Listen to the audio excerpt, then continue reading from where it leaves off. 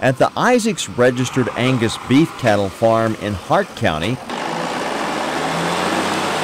owner Tim Isaacs is chopping his entire corn crop for silage so he can have something to feed his 600 head of cattle. Thanks to the drought, Isaacs' corn crop didn't produce any corn.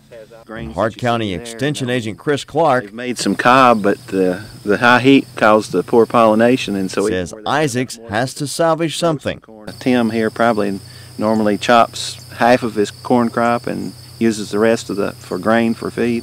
And this year he's going to chop the whole crop and still be short on feed. Chris Clark says that Isaac's corn crop is 25 to 30% better than the average corn crop in Hart County, and that's not saying much. Most livestock producers are already feeding hay, which would normally get them through the winter.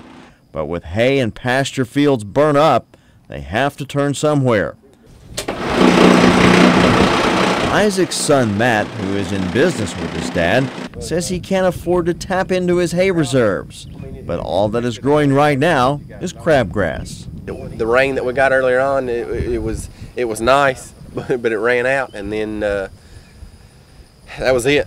That was it. When corn needed rain and it needed anything, it was dry. I didn't get it. You know, when even the alfalfa fields, they didn't get anything that they needed. The pasture, by the time the fescue ran off, that was it. The fescue's not going to come back until the fall, even if it comes back then, because the drought was so severe. Matt says he and his dad plan to expand their registered Angus herd this year and had already pushed their corn rows in so they could plant and hopefully yield more corn. But with the drought, that isn't going to happen. It's changed the aspect of feeding cattle on a whole different level. From where corn silage is high in energy, it's not going to be because due to the lack of corn. Due to the lack of corn on the stalk. So it's a struggle. Overgrazing pastures is often a problem during drought as producers leave livestock on pastures too long, trying to maximize what they can get.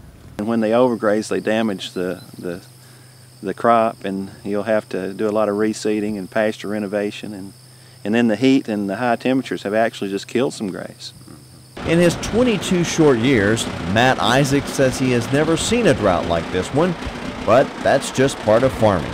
I've never experienced anything like this. This is a different ball game, but that's just part of farming. You learn to adapt and you move on and you persevere.